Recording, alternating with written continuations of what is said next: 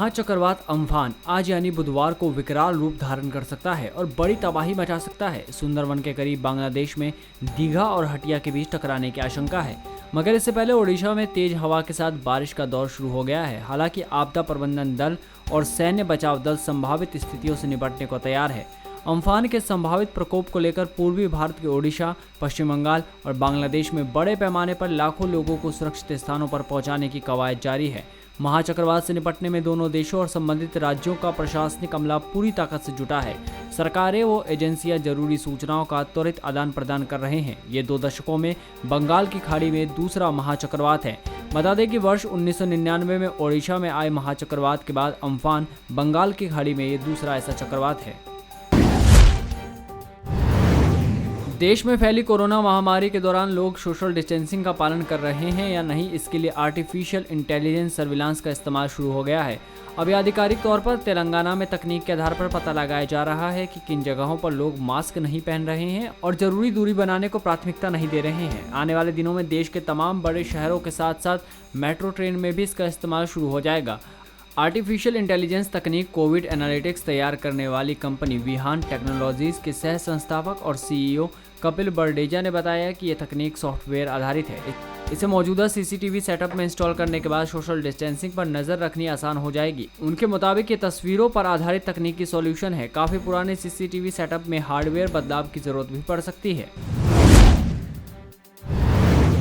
दिल्ली में जांच के मुकाबले कोरोना संक्रमण के मामलों में कमी आई है। संक्रमण से उबरने की दर भी 3 गुना तक बढ़ी है। एक महीने में संक्रमण की जांच में 6 गुना तक की बढ़ोतरी हुई, जबकि इस दौरान संक्रमण के मामले सिर्फ 5 गुना ही बढ़े। दिल्ली में 19 अप्रैल तक कोरोना संक्रमण के 2003 मामले थे। एक महीने बाद 19 मई तक 8,552 मामले बढ़कर 10,554 हो गई, यानी लगभग 5 गुना मामले इस एक माह में बढ़ गए। पिछले एक महीने में जाँच 24,387 से बढ़कर 1,45,854 हो गई है। इस दौरान 1,21,467 जांच अधिक हुई, यानी लगभग 6 गुना जांच बढ़ी है। दिल्ली में 19 मई तक 10,554 लोग संक्रमित हुए हैं और इनमें से 4,750 लोग संक्रमण से उबर चुके हैं, यानी संक्रमण से पीड़ित 45% लोग इससे उबर चुके हैं। एक महीने पहले 19 अप्रैल तक दिल्ली में केवल 14% लोग संक्रमण से ठीक हुए थे।